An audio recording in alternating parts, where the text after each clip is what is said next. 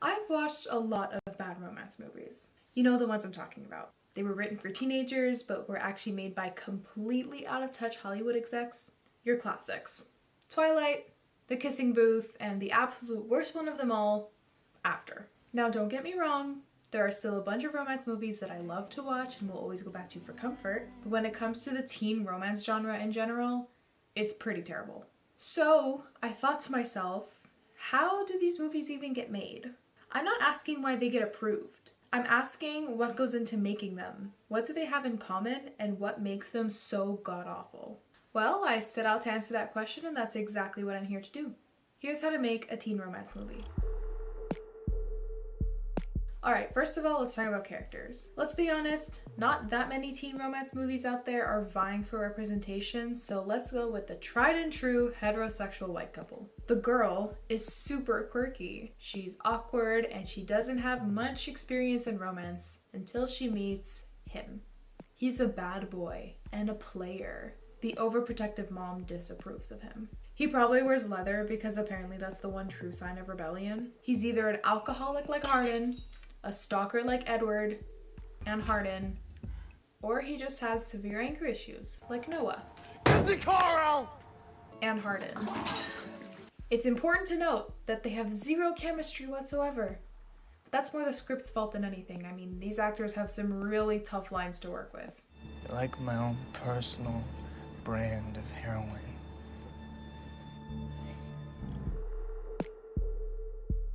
Alright, let's start your film. Do you just want to go right into it? Have the first scene start right away? No. What were you thinking? Every single teen romance movie has to start with narration on top of a montage. Come on now. I have never been the girl with interesting life. It seems like everyone's life moves a mile a minute while mine just waddles along like a turtle in a race. Everything is always the same for me, but that's to be expected when you're nobody special. God just forgets to make your life exciting. I wake up, get ready, eat breakfast, and walk the same path to school every day, seeing the same people. Hi, only gay couple in the movie. But one day, my life changed, and it was all because of one boy. Next is the meet cute. Your super awesome couple has to find an adorable way to meet, and this can happen pretty much anywhere. A cafe, a classroom, or even just in the middle of the street if you're lazy. The two characters have to bump into each other. That's important. And sticking to what we learned in step 1, the guy has to be an asshole about it until he looks up and sees her beauty. Because that's the true beginning of every single fan fiction you could ever read. Make sure they stare at each other for way too long. This creates fake sexual tension that 13-year-olds can grab onto. Hey, watch where you're...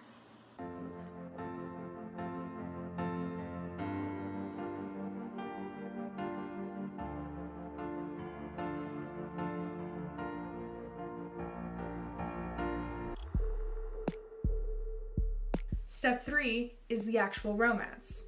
Your couple finally got together, but now what? Make the relationship as disgusting as possible. Something real bad that all singles can collectively throw up at. Just turn them into that one couple you know in real life that is absolutely obsessed with each other, but you just know they're gonna implode in like 2 months. I'm thirsty. I'm gonna get some water. Don't worry, I'll get it for you. Thanks, baby. Of course, honey bear. I would do anything for you. I don't deserve you. What? I'm such a mess. Why do you even like me? I don't just like you, Hot Pocket. Listen, I have to tell you something. What's wrong, boo-boo? Nothing. I've just been meaning to say this for a while. Say what? I've wanted to tell you. I was just too scared. You can trust me with anything. You know, I haven't been able to put it into words, but I finally understand how I feel. And how's that? It's just, I have to say it now before it's too late. What is it, Pumpkin? I want to tell you, I just don't want to drive you away. You can never do that. You're just so important to me. I just can't hide it anymore. Hide what? How I feel. Snuggly boo baby. Hold that thought. They have to have deep talks, or what I like to call fake deep. You see it when Hardin talks about silence in that weird lake scene. You see it in every waking moment of the Twilight franchise, and you're no exception. But don't worry, your characters can talk about absolute nonsense, and as long as they say it in the right tone, you can convince any young fan base that they're saying anything important. You know what I've always been afraid of? What? Happiness. What do you mean? It's gonna go away. It's nice for a moment, but then you're just sad again. I get my hopes up just for it all to be gone in a moment's notice. I just wish I could hold on to it forever. But the greatest thing about happiness is that it doesn't last forever. What do you mean? Well, in this universe, we're specks. And what are those specks if they last forever? Wow. I never thought about it that way. You know, it's moments here and now that matter. It's all about today. That's what makes it forever after all. The ups, the downs, life. You're totally right. Thank you. Of course, babe. Okay, I think I'm ready. I'm ready to be happy, even if I know it won't last forever. That's great. I'm proud of you.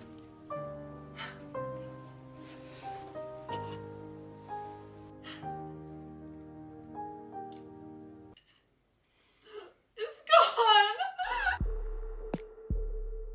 Now's where things get interesting. Every movie needs conflict, but how do you spark problems with a seemingly perfect couple? It's super easy. Just make them argue for the dumbest reason. In most cases, it's some huge misunderstanding that could easily be resolved with simple communication skills, but they end up breaking up anyway. Okay, tell me if you've seen this before. The guy character is talking to another girl, and he hands her something, but we don't get to see what it is. Angry, the girl approaches him and demands answers, I demand answers. to which he responds something like, It's not what it looks like. or, I can explain. but before he actually gets the chance to explain, the girl gets mad and says something like, I thought you loved me. and the emotional music starts playing. Oh, and throw in some rain too while you're at it. I thought you loved me. I can't believe you don't trust me. Why should I? You're just a player. And you're just another girl with daddy issues. How do you know I have daddy issues? They all do. Then they break up. We're done. The girl walks away, and the guy just stands there, moping, in the rain. But remember, the guy has issues, so make sure he lashes out. So angry!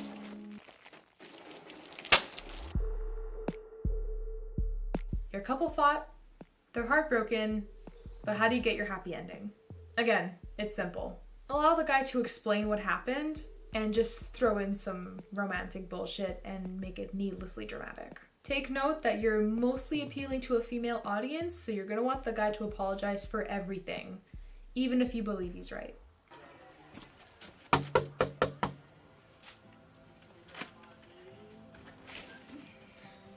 What do you want? To apologize. Okay, fine. I should have explained myself. That girl I was with, she was my cousin. Your cousin? Yeah, she really liked this guy, and she needed my help. With what? She wanted to know what love is. I was thinking about it, and it all came back to me. What love is. I've only felt this way with you. That's what I wanted to tell you that day that I got you water. I wrote it all down, and I gave it to her. Now I'm giving it to you. Everything I wanted to tell you is in this note.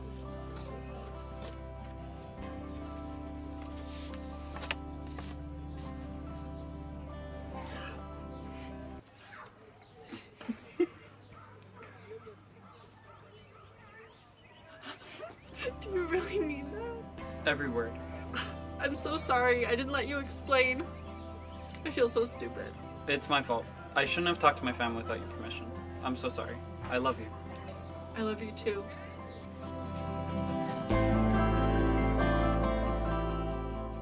Then just throw in some narration in the end and boom, your very own teen romance movie. Oh, shit, wait, I haven't talked about casting. Okay, well this step isn't too important just because you know these people aren't trying that hard to find actors that are... Fucking Trevor! good. Just don't forget about age-appropriate casting because that's something that all these movies do. How do you know I have daddy issues? Sorry guys, sorry. This isn't working out. Sorry, you're fired. Are you serious? Stop. Do you guys feel like being in a movie?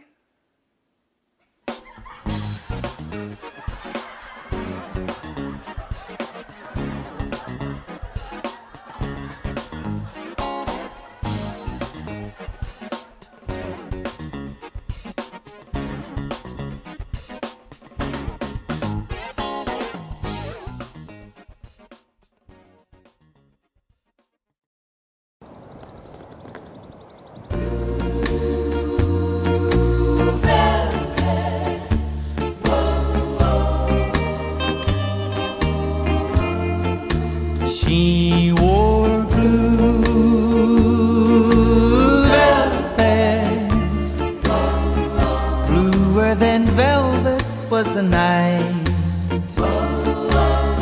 Softer than satin was the light from the stars.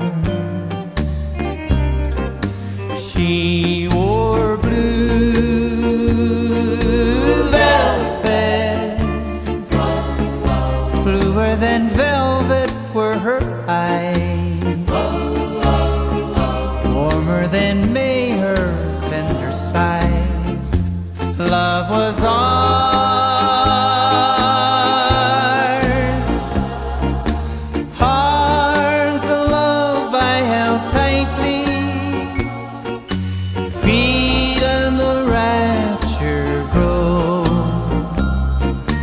like a flame burning brightly. But when she left, gone was the glow of blue velvet. But in my heart there'll always be precious and warm a memory through the years.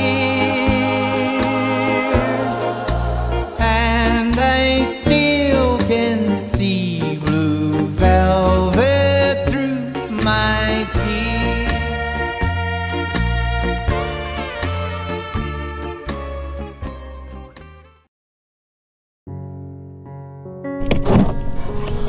You sure you're okay, dude? Yeah, it'll be fine. Alright, don't forget your guitar.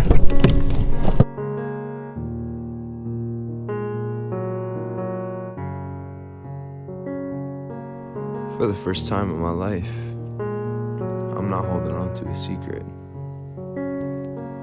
I should feel the most free, but I've never felt more weighed down. I guess that's just the way shit goes for me. Harry, can you grab it? Harry, can you grab it? Oh shit, oh sorry. Trying to fucking crush me, dude? Well, maybe if you were a little fucking stronger, this wouldn't be a problem. So Harry, you're seriously not going to Katie's tonight? Yeah, I have to stay home with my mom tonight. Come on, man, half the reason she's having this party is to fucking hang out with you. Yeah, I don't know, it's not my vibe. I don't know, I'm not feeling it. Alright, you're lost then, dude.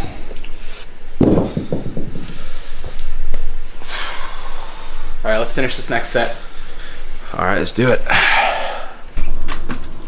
Mom, I'm home.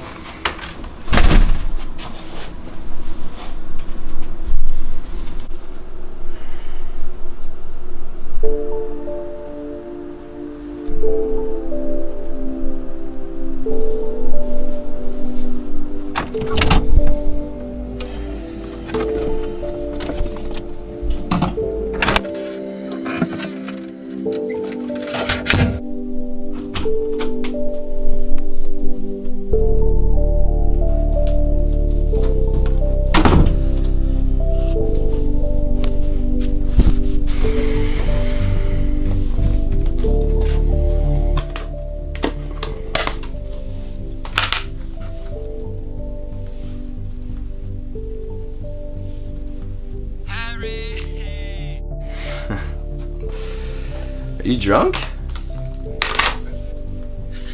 No way, man. Got this. I'm gonna hook up with Katie tonight. That's sick, bro. Good work, man. Your loss, my gains. Love you, Harold. Yeah, whatever, man. Just go be with your girl. Hey, no girl will ever come between our friendship. Now say it back.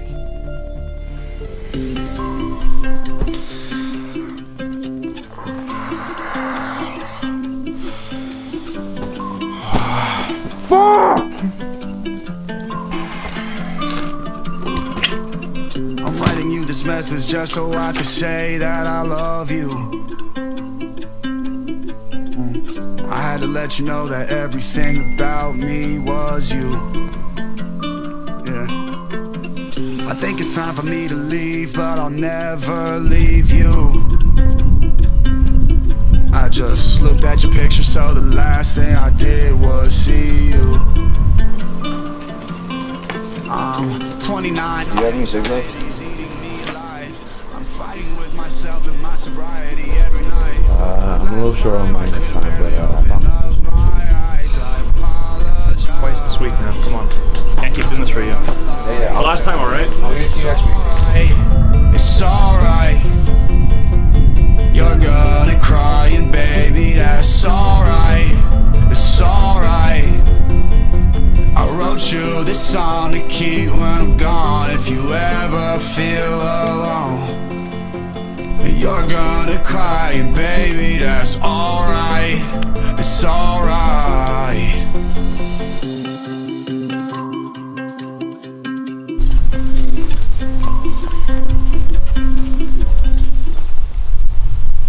Hey Harry, please call me back, man. I've been trying to reach you for days. I need my workout partner back, dude. No, but in all seriousness, like, I miss you, dude. Call me soon. Harry, I made some extra lunch. Just leave it at the door. Ben stopped by. You might want to give him a call. Yeah, maybe. I'll call him later.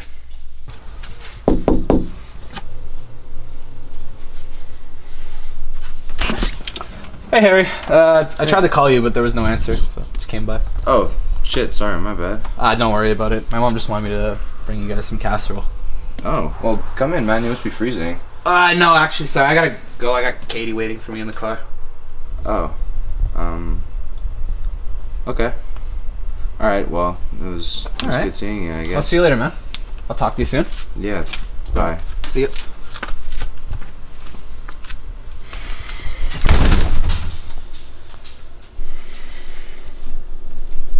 Who was that? There's Ben. I would have liked to say hi to Ben. Well, you should have opened the door yourself then.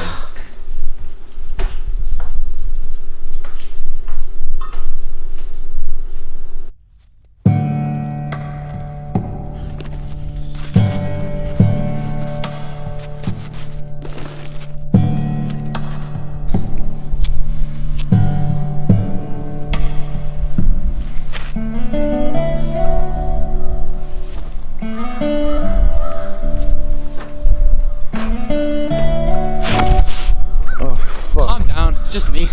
Fuck, I thought you were my mom. She still doesn't know you so. She doesn't even know what fucking day of the week it is.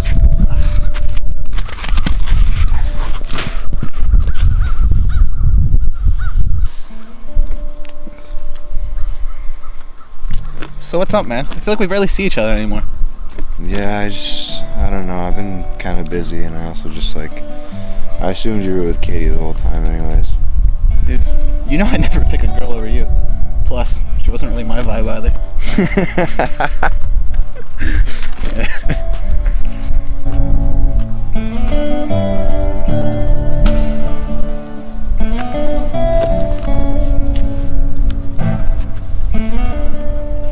You ever thought about, just running away, man? No. Have you? Yeah, just running away in the middle of the night and just never really coming back. No. You can't leave, man. I miss you too much. Plus, anyways, we're like Scotty and Michael, Brady and Gronk, Batman and Robin. Seriously? Yeah.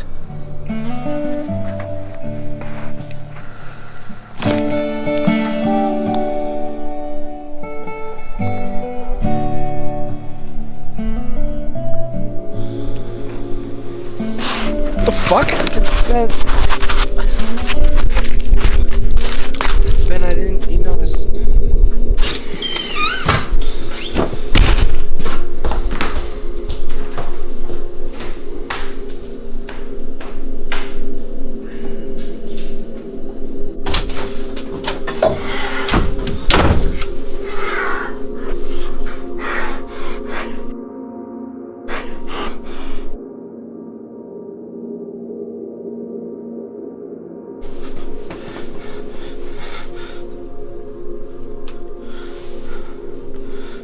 Ben, Ben, you know, I don't know what came over me, man. You know, like, this is not me, bro. Like, you know I wouldn't fucking do anything like that.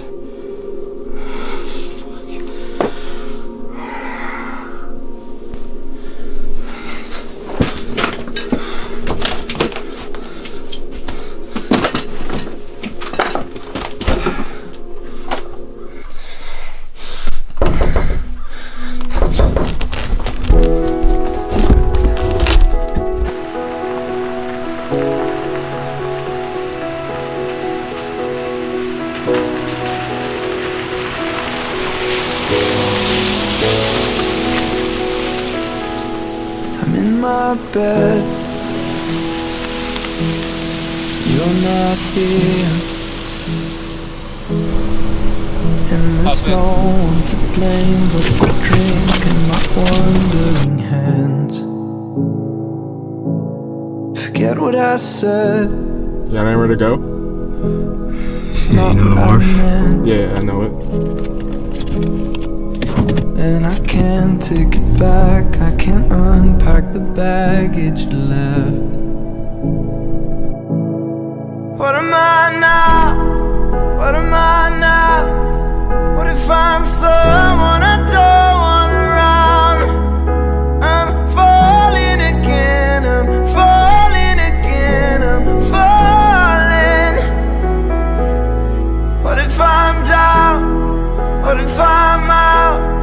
What if I'm someone you won't talk about? You sure you're okay, dude? Yeah, I'll be fine. Alright, don't forget your guitar. I'm falling again, I'm falling again, I'm falling. You said you cared, and you missed me too. And I'm well aware I write too many songs about you.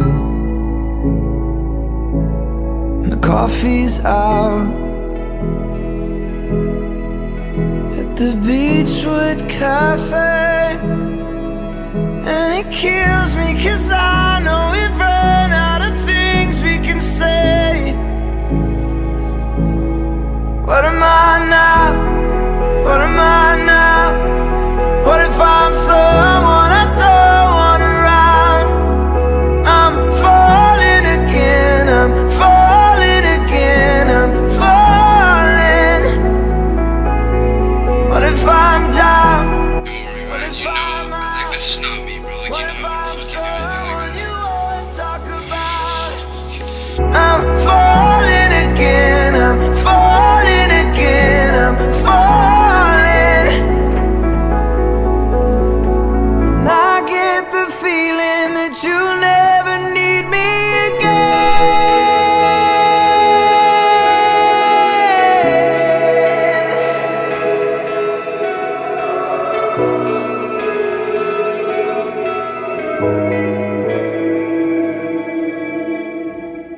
What am I now? What am I now? What if you're someone I just want around?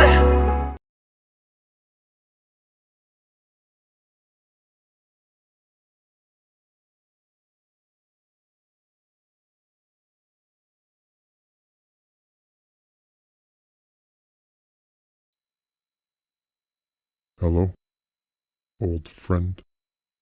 It's me. I'm back again already. Oh, didn't expect me back so soon? Well, you should know at this point that you can't get rid of me so easily. Your buddy, Mr. Anxiety. You met me in high school, and we've been inseparable ever since. Even if you don't want to. How about a panic attack today? I know how much you love those. Let's take it from the top. Welcome to your brain. It's my nest, my home, my favorite place. I know how to pull your little strings like a puppet. I've got my little bag of tricks I can use to feed off of your fears and grow deeper in your fragile little nervous system. Let's go through them again. It'll be fun. Enough. That's better. First, we have the what ifs. I use this one to pump you full of self-doubt and make you fear the worst. It comes in handy when you have too much confidence. It starts with simple questions like, what if I'm a failure? What if I'm destined to be alone? Or better yet, what if I die today? They'll pile up and make a real mess in your train of thought. It makes me so happy to see you go crazy.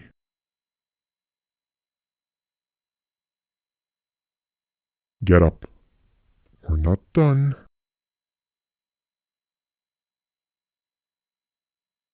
That's better.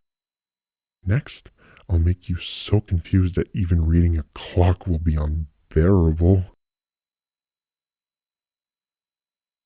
Okay, that's enough now. Next, I'll start poking holes in your sanity. They'll be teensy tiny little holes, but trust me, they'll hurt you nonetheless.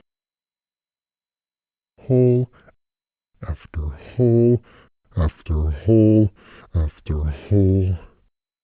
You'll love it, and you'll love me.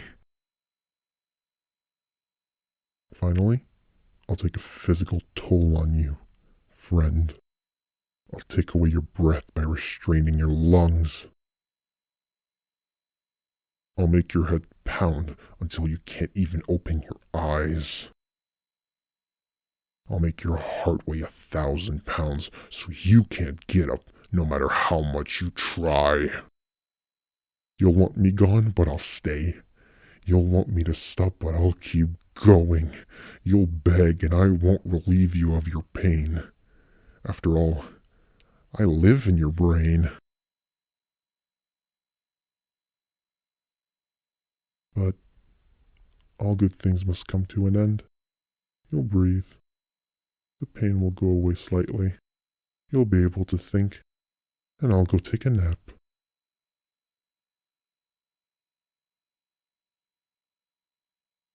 But make no mistake, I'll be back. Like a bird in the spring or the flu in winter. I'll awake from my slumber and take back control.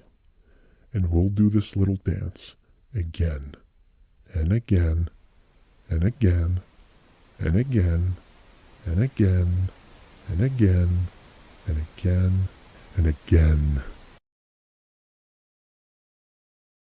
Your old buddy, Mr. Anxiety.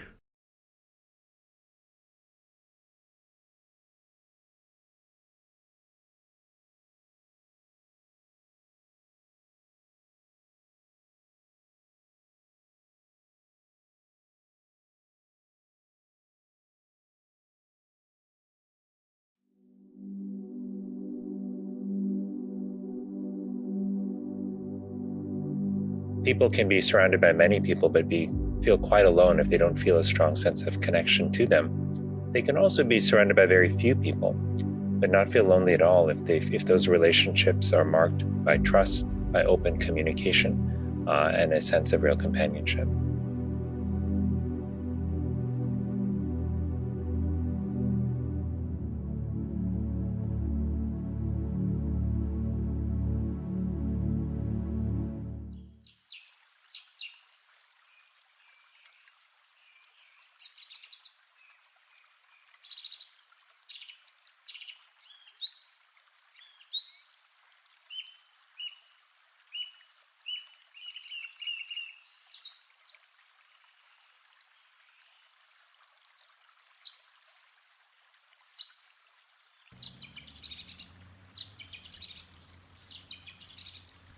The feeling of connecting is like something you can't predict. So when you meet someone, you don't know if you're going to connect with them, and you can just feel it right away.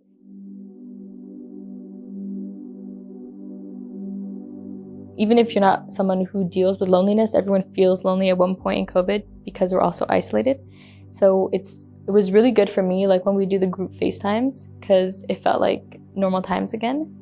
So even though we were just talking online, it was really comforting, and that took away the feeling of loneliness. the people you connect with in your life that you feel deeply comfortable around are the people you're going to go to when you're low or when you need support. So if you don't have the people you connect with and it's not like reciprocated, you don't have anyone to go to, you don't feel comfortable going to anybody. So my support group, like my friends, my family, that's like very important. So during COVID, I worked a lot, which a lot of people were like, oh, you know, you're working during COVID. Honestly, like I'm very happy that I worked during COVID. Make some money as well, but really it was the social aspect of it. Up to like the age of 12, you're mostly taught by your parents. You mostly like learn everything by your parents. But after 12, you're mostly shaped by your social group, by your peers, like the people your age. That's where you adopt a lot of your learned behaviors. So already for that, it's important. And then if you talk to adults, I mean, what brings most of the fulfillment in people's lives and more people's principal sources of happiness is their friends, their family, the people, their ability to have social interactions. I mean, like, look at the past year with COVID, right? I mean, suicides went up, depression went up, drug use went up, alcohol use went up. People are not happy to stay inside and not be able to see anybody.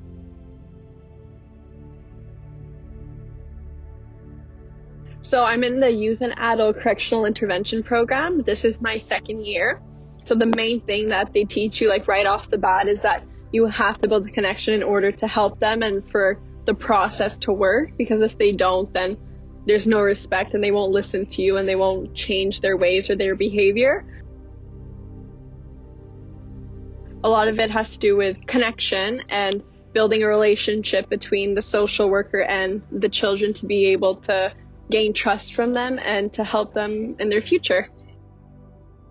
A lot of the youth that we see, unfortunately, in the social working field is kids who lacked connection either from parents, siblings, or their peers. Forming a connection like from a super young age and just like a connection in general with people is so important, because that can lead to some bad behavior and they can get on the wrong track and do some reckless behavior in order to gain attention.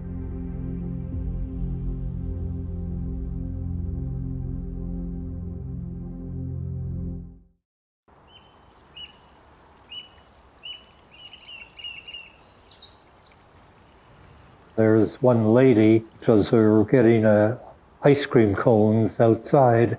She was shy and she didn't want to go herself. So I got her an ice cream cone and I brought it to her. And she was so thankful to me. She said, oh, thank you so much. You were so nice to do a thing like this. And the joy in her eyes was just something to behold.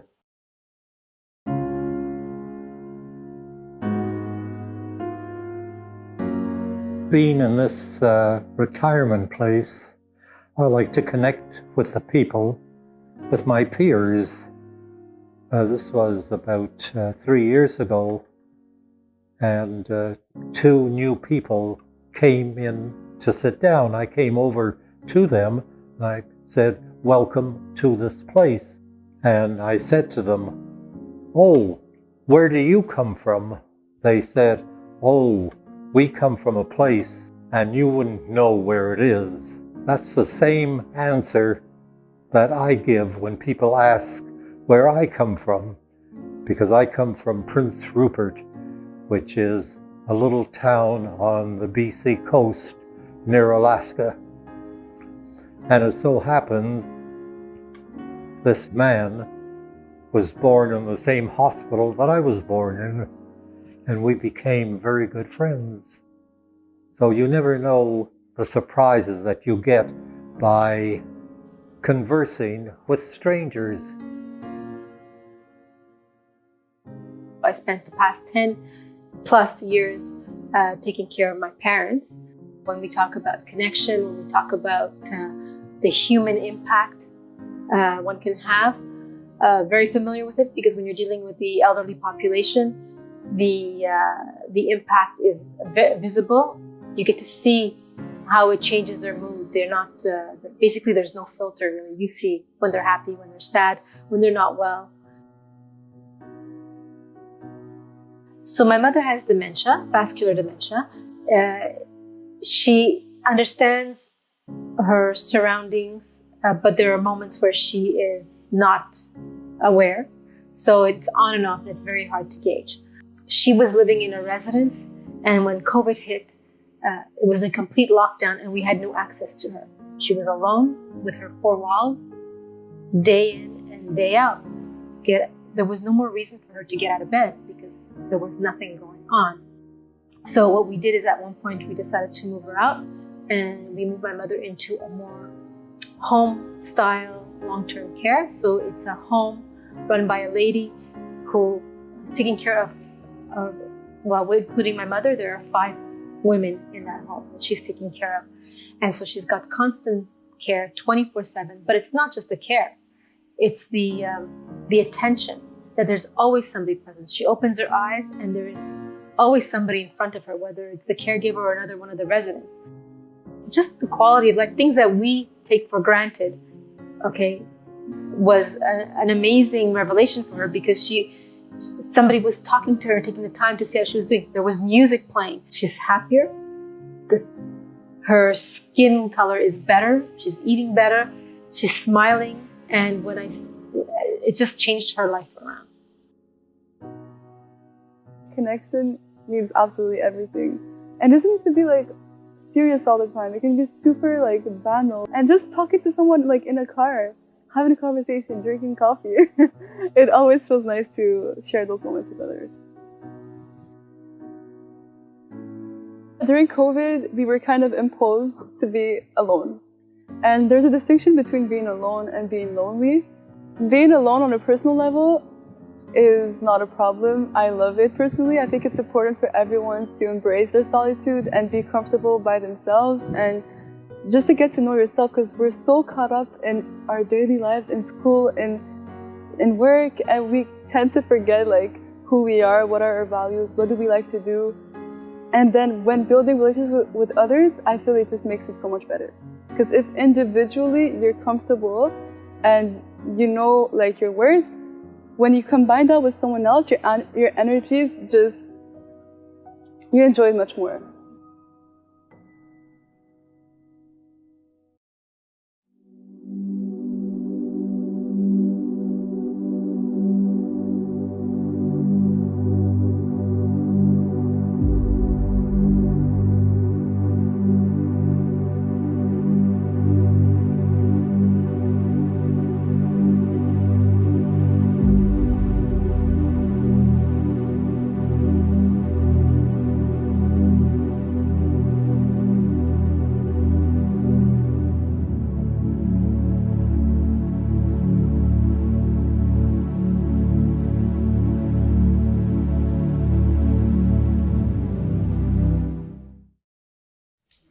We have therefore made the assessment that COVID-19 can be characterized as a pandemic. We're going to talk about COVID-19. COVID-19. COVID-19. COVID-19. COVID-19. COVID-19. COVID-19. COVID-19. COVID-19. When it comes to beating COVID-19.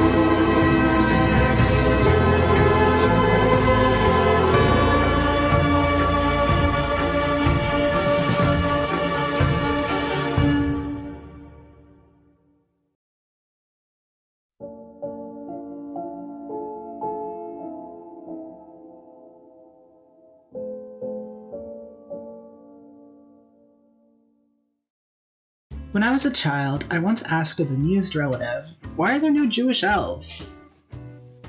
Ever since I was little, I loved stories. Before I could even read, I would memorize the words read to me and flip through the books myself, setting them aside and repeating the process until I made myself a little castle of children's literature.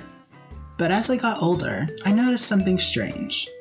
While in my day-to-day life I saw people from all sorts of racial and cultural backgrounds, the characters in my favorite books, shows, and films were different, to say the least. And I'm not the only one who noticed. These are just 6 glimpses into the effects Western media's depictions of racial and cultural diversity have on people. I think as a child, I definitely didn't see a lot of characters that looked like me.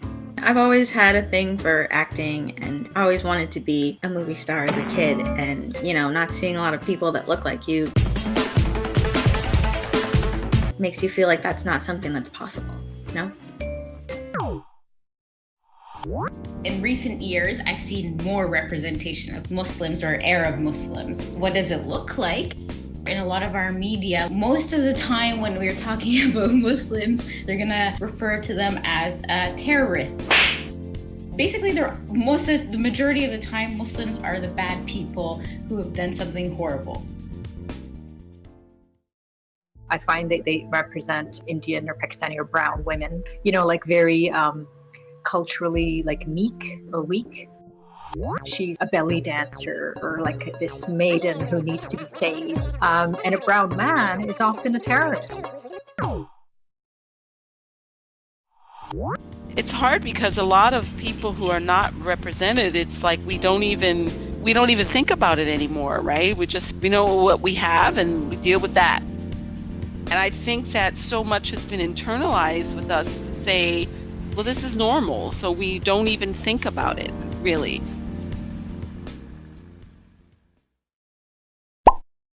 There's very few media that actually shows Asian or Asian American people just casually just existing out there. Usually when they show up in media, it's because you're the token Asian person. When I do see the token Asian character in a TV show, it kind of dampens my mood just a little bit. So in a weird way, I would rather just not see the Asian character if they're just going to be thrown in there for diversity cookie points.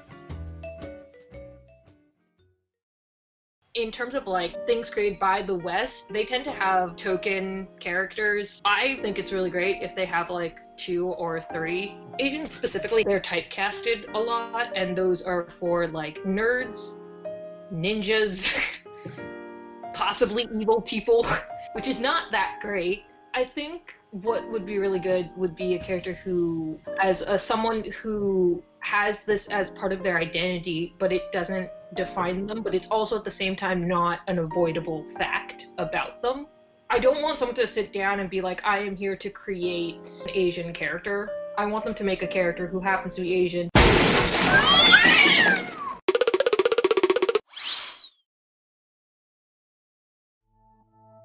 So why does this all matter? What's so important about good representation? It's what shapes our dreams.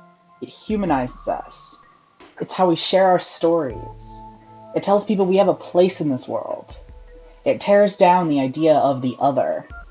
And most importantly, it's a sign that we matter. When I was a child, I asked why there were no Jewish elves. As an adult, I realized I'd have to make them.